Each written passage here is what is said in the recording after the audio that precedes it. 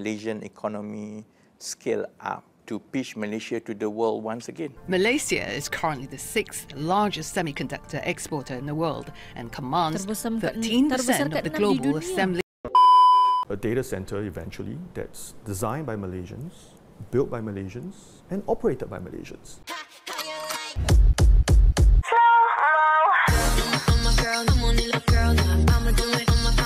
Assalamualaikum, Elsa di sini. Hai guys, hai semua, halo tetangga. Gimana kabar teman-teman semua? Semoga sehat selalu, semoga bahagia selalu, dan semoga hari teman-teman semua selalu good day.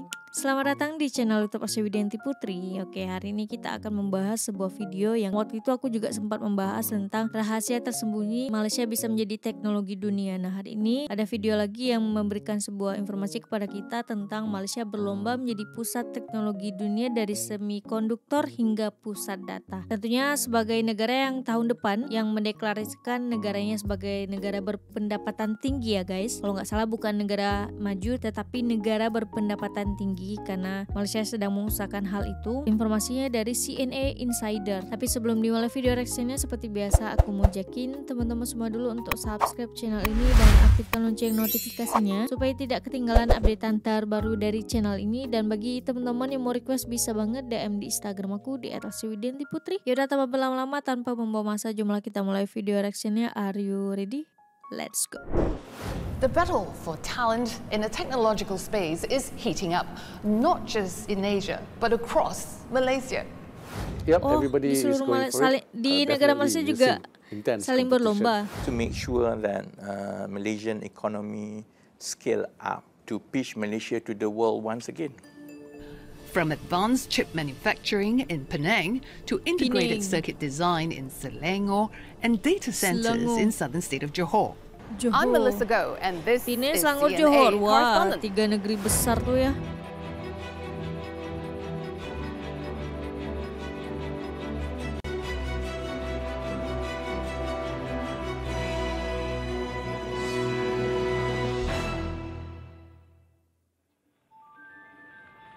Once known as the Silicon Valley of the East, the state of Penang is located along the northwestern coast of peninsular Malaysia. With a head start of more than 50 years in the semiconductor industry and an established ecosystem, Penang is proving to be the most attractive to multinational corporations. It's home to over 350 MNCs, and with more expected to come in, Penang's Chief Minister Chow Kon Yeow is upbeat that the state is poised to be the first in Southeast Asia to boast an end-to-end supply chain for front-end chip manufacturing. It is time we start looking 50 years ahead. Following the US and China's strategic competition, we do receive a lot more inquiries, but we are also selective as well. We do our due diligence on companies intending to invest here so that they fit into the ecosystem, fill the gaps that we don't, certain sector we don't have. Malaysia is currently the 6th largest semiconductor exporter in the world and commands 13% of the global assembly, testing and packaging market. So far, it's been focusing largely on back-end activities. Penang wants to echo the national semiconductor strategy by tapping into front-end activities to attract $115 billion of investment by 2030. But first, it needs to upgrade the existing infrastructure to meet a growing demand for water and electricity.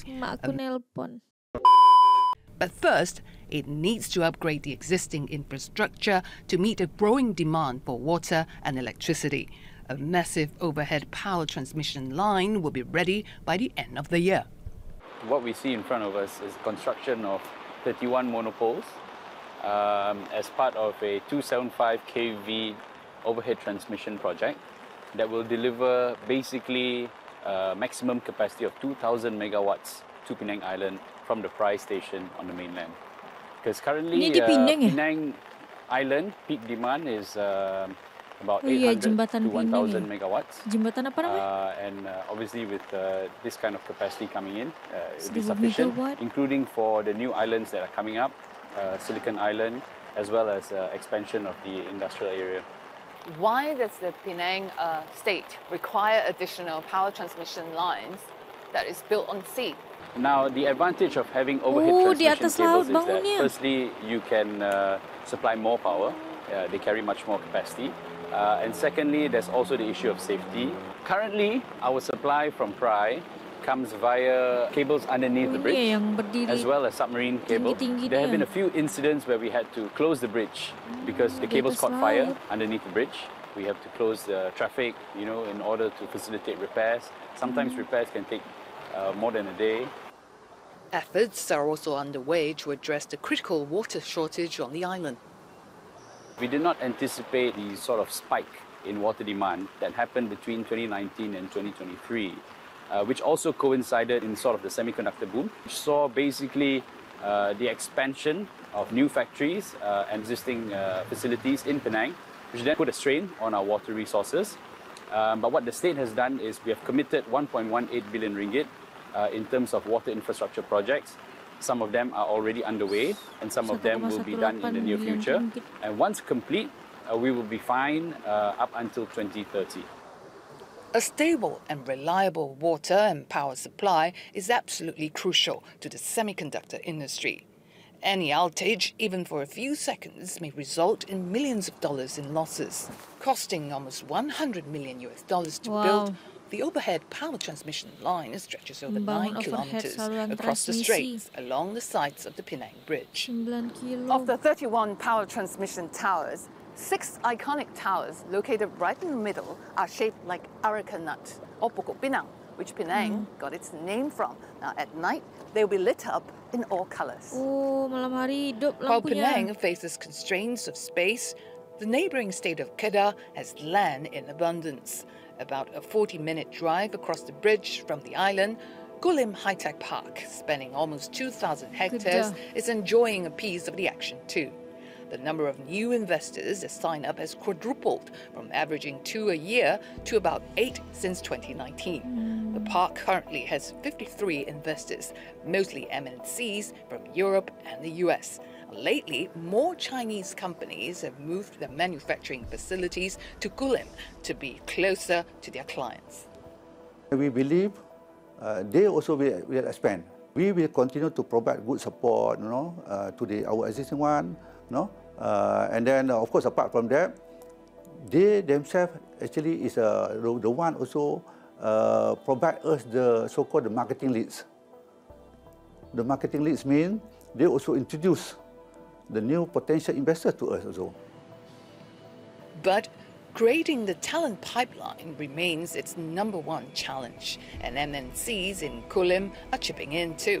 Tech giant Infineon sent hundreds of employees for training in Germany prior to opening its silicon carbide fab here. Latihannya di But Jerman. there's a talent war out there. We have also some European company that started shops in Kulim High Tech Park. We lost some manager and engineer to them, but that is for me okay. We are not a small fab, so it's also part of our contribution to the ecosystem. Okay. Check out these boots, so cool. Okay, I'm all in my yellow bunny suit, ready Kita to bisa check out the melihat ya, clean room guys. here at AT&S. Azwani is dalam waiting for me. pabriknya. Hi, Azwani. Hi. Hi. Are you free to show me the clean room now? Yeah, sure. Okay. You can go now. Every day we also monitor the FM level. Engineer-nya So nih. if let's say the FM level got the spike, Di and then Malaysia we will banyak shut banget down and then engineer do the perempuan cleaning ya. and then check the facilities. And it's going to cost the company a lot of money. Yeah. Why is it important, Azwani, to keep the clean room environment in AT&S? Oh, because our product is very, very sensitive to the FM or jadi foreign memang material. So that's why we proteknya put it harus inside the benar-benar clean room, and also we need to dari wear this atas mask sampai to bawah avoid, gitu, guys. FM containing our product. The government aims to produce supaya produknya 60,000 tak engineers in the tercemar next gitu 5 kan, years to sensitif. meet growing demand from the semiconductor industry. So we have to keep pushing the envelope to be close to the frontier technology. If we cannot do it ourselves, we will bring in the capability from our foreign investment so that our Malaysian companies can support such new technology. This is what exactly is happening to the advanced packaging, advanced substrate, and the silicon carbide. They are creating new ecosystem that will strengthen whatever we already have. In the last 5 to 10 years, Malaysia has been undervalued. So what we had to do in the last 20 months was to get the growth narrative right. I feel that the market especially is beginning to appreciate that we are going to do this methodically to make sure that Malaysian economy scale up. Spanning 60,000 square feet, the first IC Design Centre was Scale launched up-nya in udah terlihat Puchong, sekarang, on the fringes guys. of the capital city of Kuala Lumpur in August. Over a handful of local and foreign semiconductor design companies have signed on, including masing-masing negeri ini Skychip, bersaing and gitu, Chipspec. guys, untuk Many were meningkatkan offered free rent and income utilities global. for 3 years and received help with recruitment and training. Eventually, IC design companies want to be listed, so the proximity to Klang Valley, which is a financial center, is important.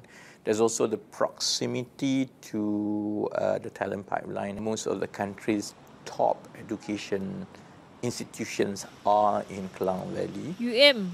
And each IC Design Park needs between 400 and 600 engineers who are trained in computer science, mechanical and electronic engineering. But I think the greatest challenge is getting the talent pipeline in place. That's quite tricky. Malaysia currently produces about 5,000 engineering graduates a year. The number is not enough to cater to the country's push to elevate its semiconductor industry to front-end manufacturing and IC design, which will require at least 50,000 engineers. On top of that, the number of students pursuing science, technology, engineering and mathematics education is said to be dwindling. You're studying with a higher difficulty, and then you're also putting in a lot of investment in this STEM education. But then the ROI in terms of when you graduate, the salary does not keep up to the industry standards. Many opted to drop out because they couldn't get into the university they wanted. And meanwhile, the race-based education quota system further complicates matters.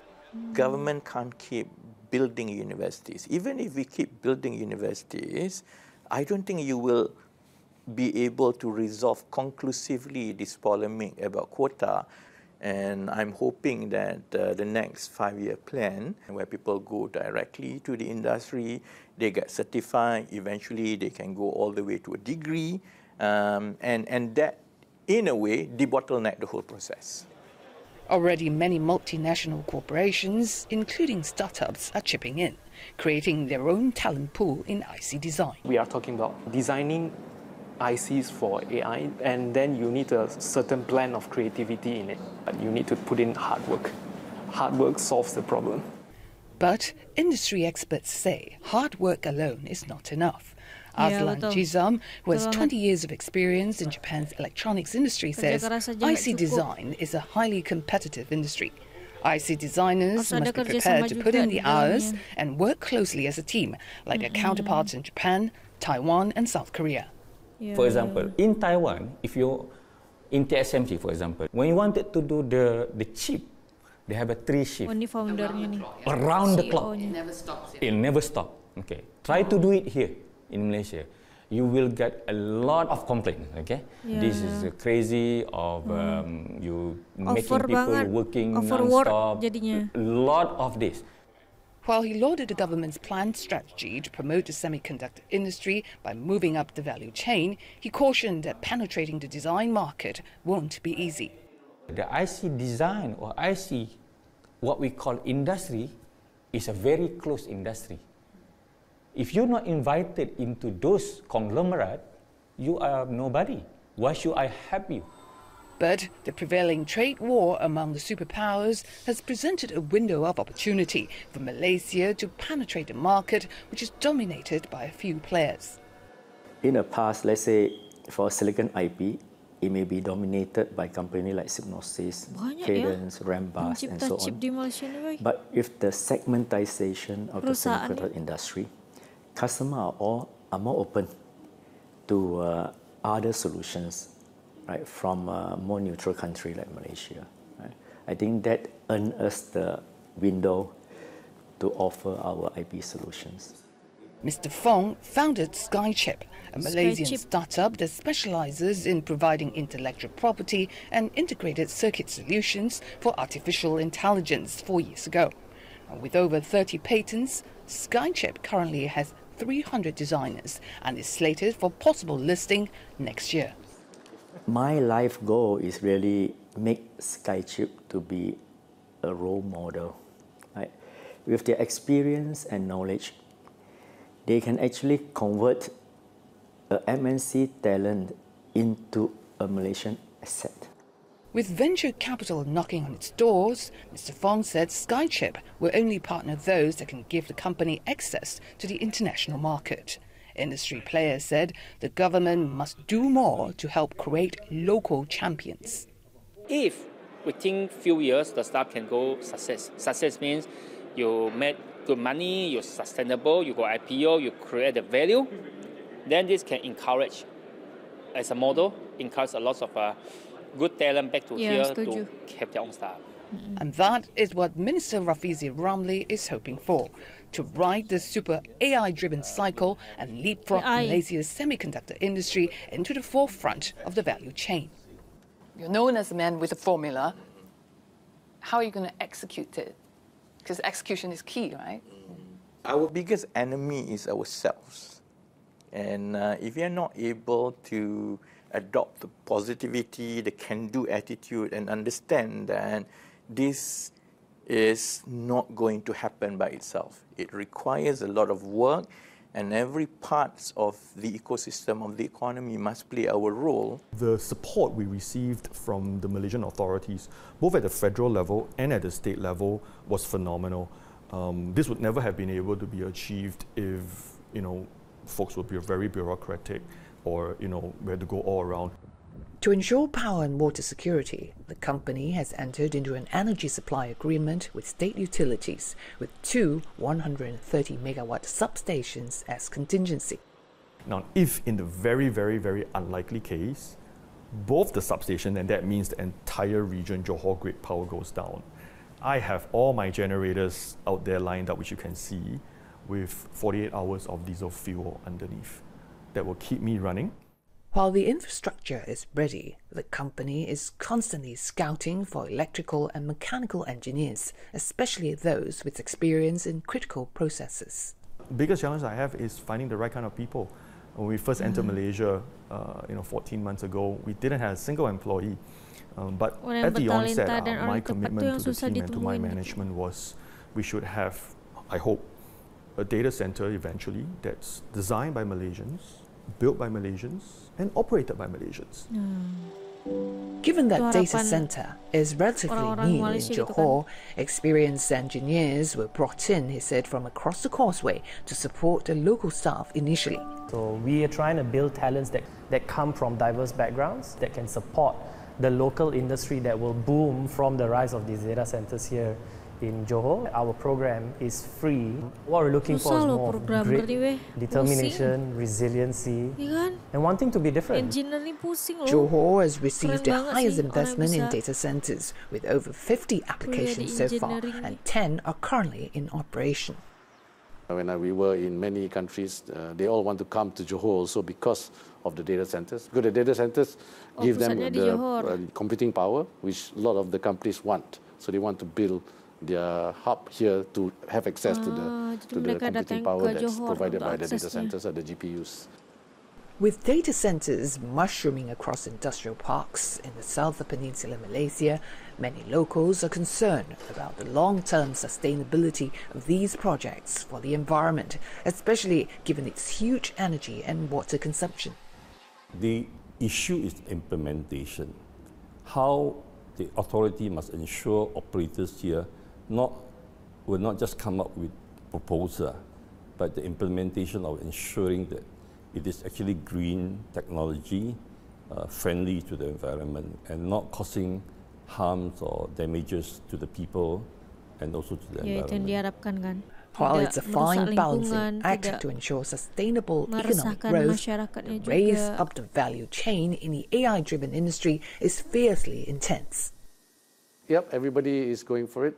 For us, it's important that we support all the states equally. We want this tension, positive tension, to result in more investment. in Malaysia. Jadi seperti yang dikatakan sama salah satu kepala di Nusa Jaya tadi, dia selalu menanamkan kepada manajemen dia, kepada tim dia untuk memperoleh sebuah hal yang dirancang oleh orang Malaysia, dibangun oleh orang Malaysia, dan dioperasikan oleh orang Malaysia. Kalau dilihat dari ini, Malaysia punya peluang besar tapi terkendala dengan para pekerjanya, kekurangan para pekerja yang memang expert atau memang ahli di bidang teknologi itu, guys. Mungkin ya salah satu faktornya karena memang sulit juga ya, engineering itu sulit banget belajarnya, memang harus benar-benar serius, benar-benar harus fokus, tapi peluang untuk kerja bagus. Peroleh sarjana yang memang benar-benar bisa berkontribusi untuk sebuah negara itu susah gitu. Ya tapi kita doain yang terbaik untuk Malaysia, semoga dari ini Malaysia bisa menciptakan engineering muda, orang-orang yang memang expert di bidangnya gitu. Oke, semoga video ini bisa menambah informasi bagi teman-teman semua. Bagi teman-teman yang suka sama video ini, jangan lupa untuk like, komen, dan subscribe. Dan kita ketemu di next video. Bye bye. Assalamualaikum.